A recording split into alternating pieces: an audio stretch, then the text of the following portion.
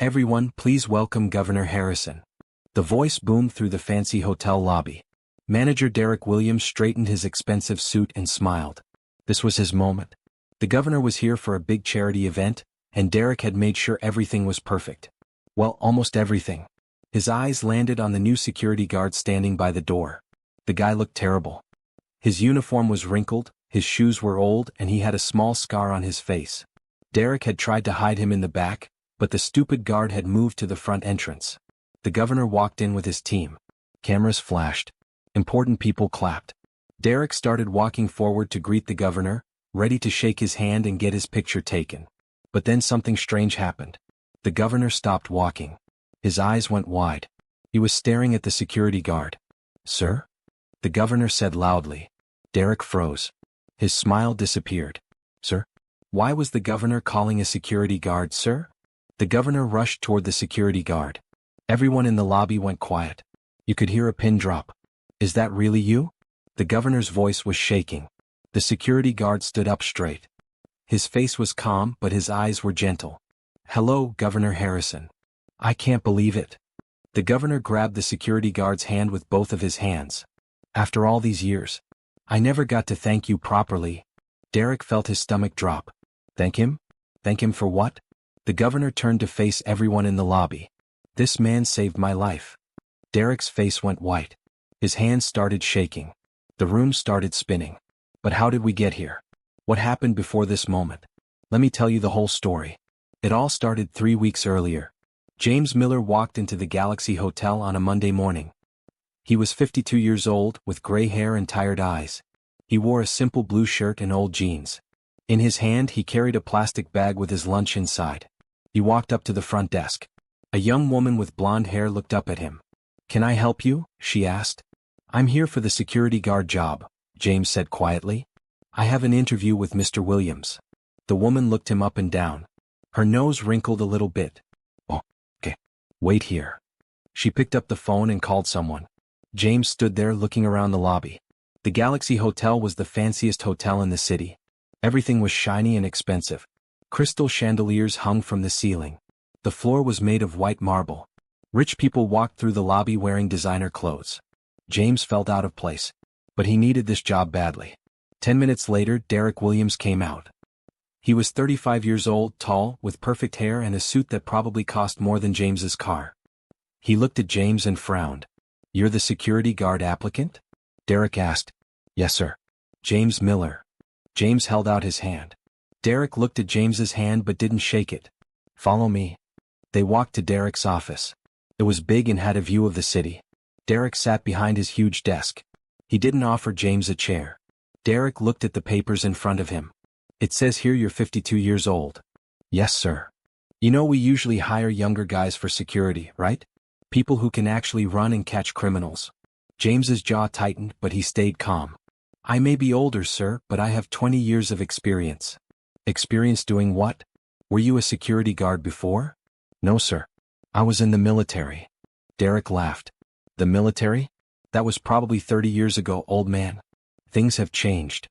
"I left the military 5 years ago, sir." "Whatever." Derek waved his hand. "Look, I'll be honest with you. You're not what I'm looking for. But my boss says I have to hire someone by today, and you're the only one who applied. So congratulations, I guess. You got the job." James felt relief wash over him. He needed this job so badly. His wife had died 2 years ago from cancer. The medical bills had destroyed his savings. He'd been doing small jobs here and there but nothing steady. This security guard job would give him regular pay and health insurance. "Thank you, sir. I won't let you down." Yeah. You start tomorrow. 6 in the morning. Don't be late. And get a better uniform. You look like a homeless person." Derek turned to his computer, not even looking at James anymore. "You can leave now." James left the office. His face was red, but he kept his head high. The next day, James showed up at 5:50 in the morning. He wore the best uniform he could afford from the second-hand store. It wasn't perfect, but it was clean. Derek saw him and rolled his eyes. "That's the best you could do?" "I'm sorry, sir. I'll get a better one when I get my first paycheck." "Whatever. Just try not to embarrass me. Stand by the back door where guests won't see you." And that's how it started. Every single day Derek found ways to make James feel small. When James asked questions about the job, Derek would say, "Are you stupid? Figure it out yourself." When James took his lunch break, Derek would say, "Eating again? Maybe that's why you're so slow." When James stood by the front door, Derek would yell, "Get to the back. I don't want guests seeing you. You look like you crawled out of a dumpster." The other workers at the hotel noticed. Some of them felt bad for James. But nobody said anything. Derek was the manager. He could fire anyone he wanted. And everyone needed their jobs. James never complained. He never talked back.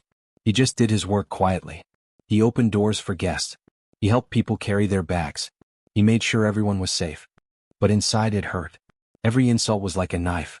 James had spent his whole life serving his country. He'd been a hero. He'd saved lives.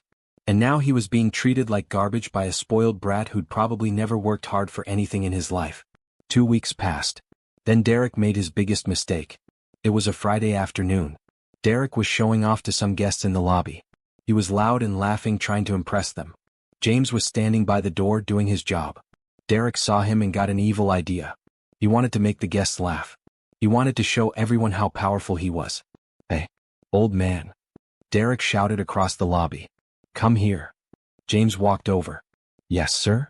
"Tell these nice people what you do here." "I'm a security guard, sir." "A security guard?" Derek laughed loudly. "That's being generous. You're basically a scarecrow we put by the door." "Tell them, have you ever actually caught a criminal?" The guests looked uncomfortable. They didn't think this was funny. James's face stayed calm. "No, sir. We haven't had any criminals since I started."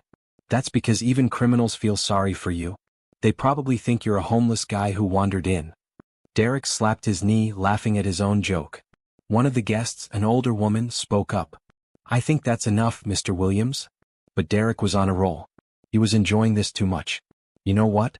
I'm moving you to night shift. Starting tonight.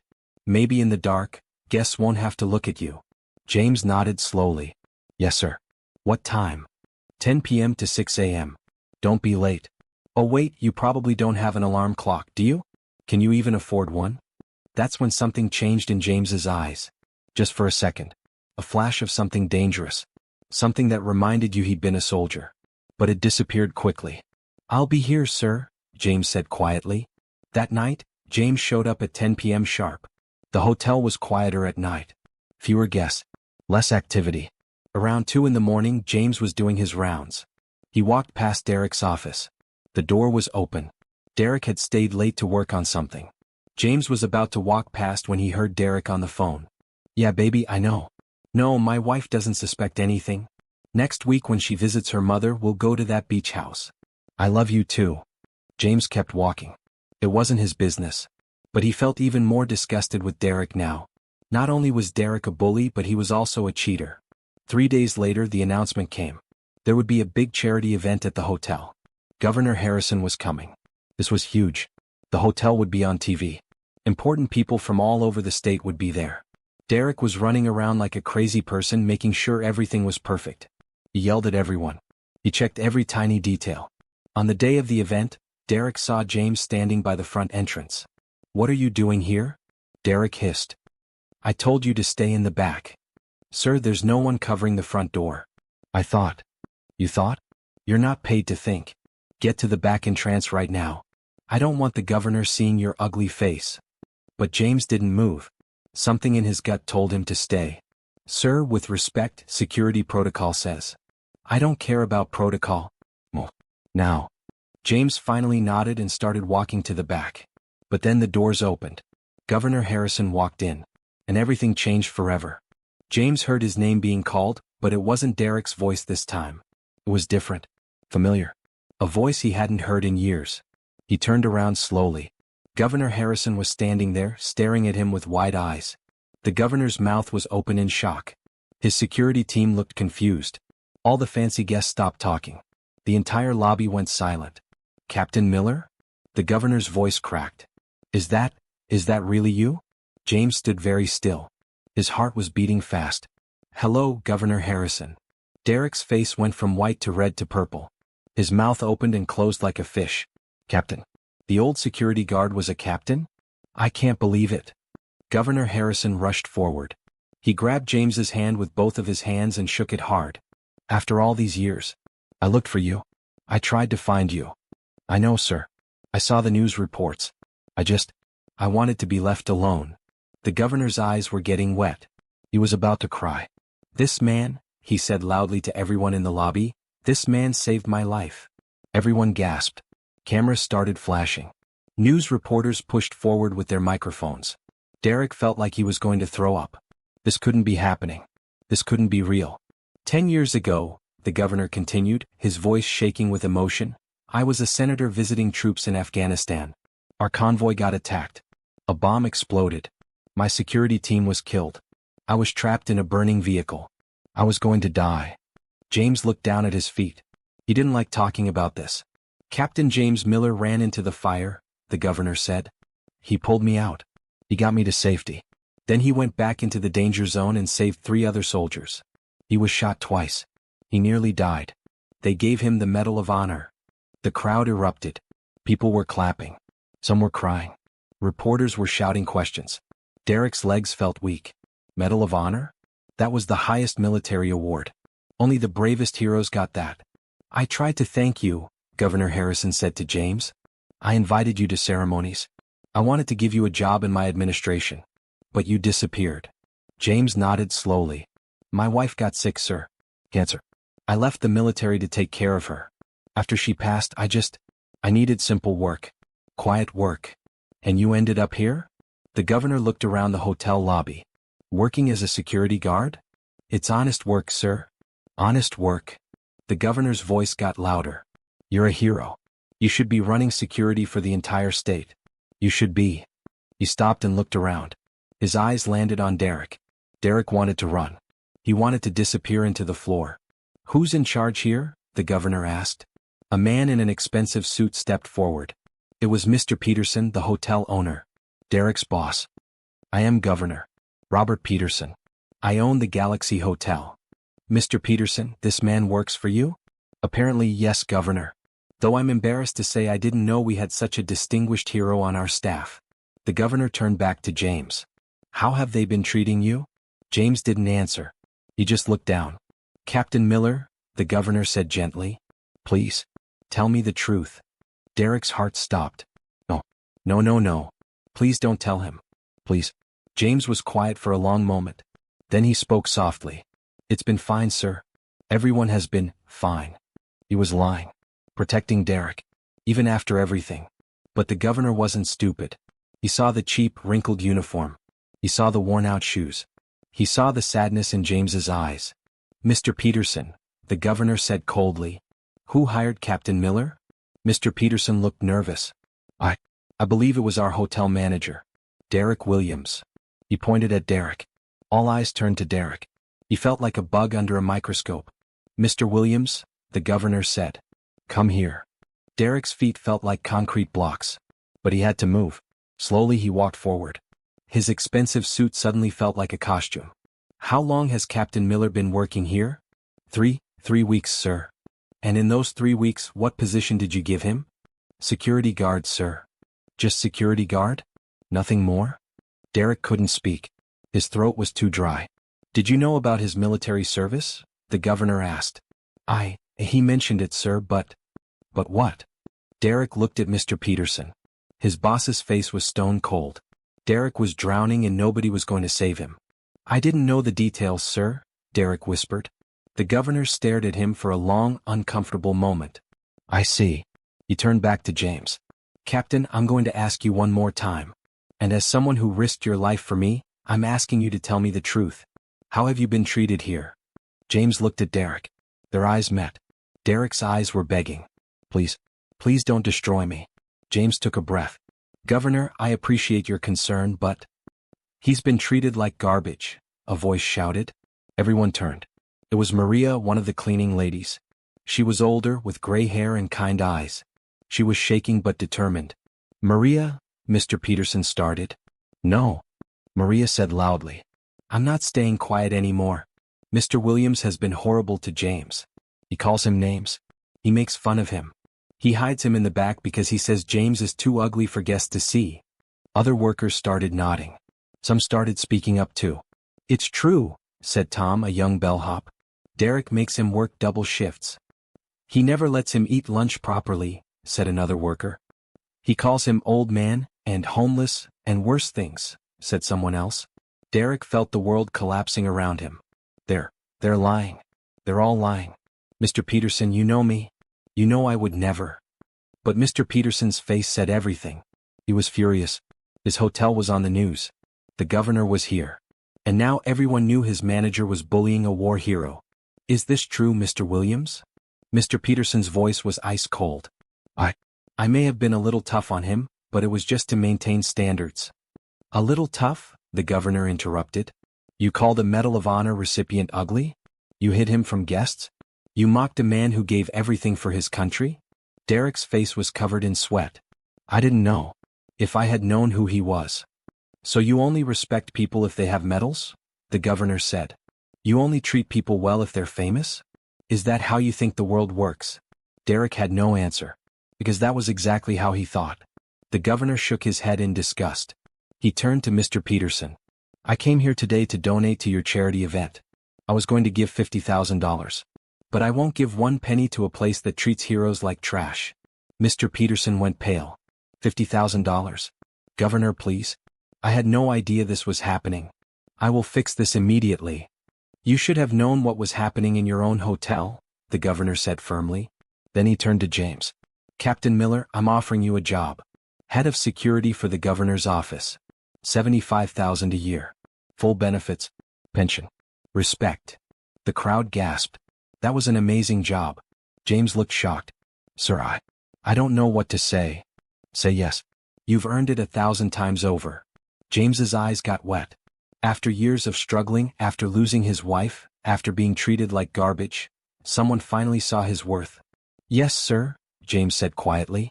I accept. The crowd erupted in applause. People were cheering. The governor hugged James. Cameras flashed everywhere. Derek stood there watching his world end. His job was gone. His reputation was destroyed. Everyone knew what he'd done. Mr. Peterson walked over to him. His face was red with anger. Clean out your office. You're fired. Security will escort you out. Mr. Peterson, please? I've worked here for 10 years. My wife, my mortgage, You should have thought about that before you bullied a war hero on camera in front of the governor. Mr. Peterson hissed. You're done. Not just here. I'll make sure every hotel in this state knows what you did. You'll never work in this industry again. Derek felt tears running down his face. Please. But nobody was listening to him anymore. Everyone was focused on James. The hero. The man Derek had called ugly, worthless, old. Security guards came and grabbed Derek's arms. They started walking him toward the exit. The same exit he'd made James stand by because he said James looked too poor for the front door. As they dragged him past the crowd, Derek saw his wife. She was there for the charity event. She'd seen everything. Her face was filled with disgust and disappointment. Sarah. Derek reached out to her. She turned away from him. She didn't say a word. She just walked away. Derek was pushed out the back door. Into the alley. Where the garbage was kept. How fitting. Inside, the party continued. The governor made a speech about heroes and respect. He announced he was donating $100,000 to the charity, not 50. The crowd went wild. James stood there, overwhelmed. People were shaking his hand. Thanking him for his service. Treating him like he mattered. Maria, the cleaning lady who'd spoken up, came over to him. She had tears in her eyes. I should have said something sooner. I'm sorry. James smiled at her. You said something when it mattered most. Thank you. The party went on for hours. But around 8 p.m. something happened that would change everything again. A young man burst through the front doors. He was about 25, wearing dirty clothes, and his eyes were wild. He was sweating and shaking. Everyone on the ground, he screamed. He had a gun. People screamed. Women dropped their champagne glasses. Men tried to shield their families. The governor's security team reached for their weapons, but the gunman pointed his gun at a little girl standing nearby. Don't move or I shoot the kid. Everyone froze. The gunman's hands were shaking. He looked desperate. Dangerous. I need money. Lots of money. Right now. The governor's security team was too far away to do anything without risking the little girl's life. The police would take several minutes to arrive. But James was close. Very close. He looked at the little girl. She was crying, terrified. She reminded him of his neighbor's daughter back home. James's military training kicked in. He analyzed the situation in seconds. The gunman was an amateur, probably desperate for drug money. His hands were shaking. His finger was too tight on the trigger. He was dangerous because he was unpredictable. James caught the governor's eye. The governor gave him a tiny nod. James knew what he had to do. But this time he wasn't wearing a uniform or body armor. He wasn't surrounded by trained soldiers. He was 52 years old in a cheap security guard outfit. If he moved wrong, the little girl would die. If he didn't move at all, people would die anyway. James took a deep breath. And then he moved. James moved faster than anyone thought possible for a 52-year-old man. He lunged forward, grabbing the gunman's wrist and pushing the gun toward the ceiling. Bang! The gun went off. People screamed. The bullet hit the chandelier and glass rained down. James twisted the gunman's arm. The young man cried out in pain and dropped the gun. It clattered across the marble floor. But the gunman wasn't done. He swung his fist at James's face. James blocked it easily and swept the man's legs out from under him. The gunman crashed to the floor. In 3 seconds it was over. James had the gunman pinned face down on the ground, arm twisted behind his back. The governor's security team rushed forward and took over, putting handcuffs on the young man. The little girl ran to her mother, crying. Her mother held her tight, looking at James with grateful tears streaming down her face. The lobby erupted in chaos. Some people were crying. Others were calling 911. The governor's team was shouting orders. But James just stood there breathing hard. His hands were shaking now. The adrenaline was wearing off. He'd just risked his life again. At his age. With his old injuries. The governor rushed over to him. James? Are you okay? Are you hurt? James nodded. I'm fine, sir. Fine? You just stopped an armed robbery. You saved that little girl's life. The governor grabbed James's shoulders. You're still the bravest man I know. Police sirens wailed outside. Within minutes, officers flooded into the hotel. They took the gunman away. Paramedics checked everyone for injuries. News reporters who'd been covering the charity event were going absolutely crazy, filming everything. The little girl's mother came over to James. She was still crying. Thank you. Thank you so much. You saved my baby. James knelt down to the little girl's level. She was maybe 7 years old, with blonde pigtails and a pink dress. Are you okay, sweetheart? The little girl nodded, sniffling. Then she hugged him tight. You're a hero, she whispered. James felt his eyes get wet. He hugged her back gently. You were very brave too. Outside in the alley, Derek was sitting on the ground next to a dumpster. He'd heard the gunshot. He'd heard the screams. Security had left him there when they ran inside to help. Now he sat alone in the dark, fired and humiliated, listening to the sirens. His phone buzzed. It was a text from his wife Sarah. Don't come home. I'm packing your things. We're done. Derek stared at the message. His marriage. His job. His reputation. Everything was gone. All because he'd been cruel to a man he thought was beneath him. He heard voices from inside the hotel.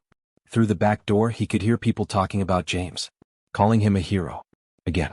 Derek put his face in his hands and cried. Inside, the police wanted to talk to James. They took his statement. One officer, a middle-aged man with kind eyes, shook James's hand firmly. Sir, what you did was incredibly brave. Most people would have frozen. James shrugged. I just did what needed to be done. You're former military, aren't you? I can tell. Yes, sir. 20 years. The officer smiled. Thank you for your service. And thank you for what you did tonight. After the police left, Mr. Peterson approached James. The hotel owner looked embarrassed and ashamed. Mr. Miller, Captain Miller, I owe you an enormous apology. I had no idea what was happening in my own hotel. No idea how Derek was treating you. No idea who you really were. James was quiet for a moment. With respect, sir, it shouldn't matter who I was. Every worker deserves to be treated with dignity. Whether they're a war hero or just a regular person trying to make a living. Mr. Peterson's face turned red. You're absolutely right. I've been too hands-off. Too trusting of my managers without checking on the workers. He paused. I know you're taking the governor's job offer and you should. But I want you to know if you ever need anything, this hotel owes you a debt we can never repay. You saved lives tonight. James nodded. Thank you, sir. The news spread like wildfire. By midnight, James's story was on every news channel. Medal of Honor recipient stops armed robbery after being bullied by hotel manager, read the headlines. Derek's name was everywhere too. but for all the wrong reasons. His picture was on the news. Social media was destroying him. People were calling him a disgrace. His Facebook and LinkedIn accounts were flooded with angry messages. Someone found out about his affair and told his wife everything. His mistress dumped him immediately, not wanting to be associated with the scandal. Derek lost everything in one day. Meanwhile, James's life was changing in ways he never imagined. The next morning, James went home to his small apartment. It was humble, with old furniture and photos of his late wife on every wall. He sat down and looked at her picture. "Sarah," he whispered to the photo, "I wish you could see this. Things are finally getting better." There was a knock on his door. When James opened it, he found Maria, the cleaning lady from the hotel. She was holding a casserole dish. "I made you dinner," she said shyly, "to celebrate your new job." James smiled. "You didn't have to do that. I wanted to. You were always kind to me. Even when Derek was awful to you, you never took it out on the rest of us. You're a good man, James Miller." Over the next few days, more people came by. Other workers from the hotel. Neighbors who'd seen the news. Veterans who wanted to thank him for his service. James had spent 2 years alone after his wife died. Now suddenly he wasn't alone anymore. The following Monday, James started his new job at the governor's office. He wore a brand new suit that the governor had personally bought for him. He had an office with a window. A desk with his name on it. A team of security professionals who treated him with respect. On his first day, the governor called him into his office. "James, I want to ask you something.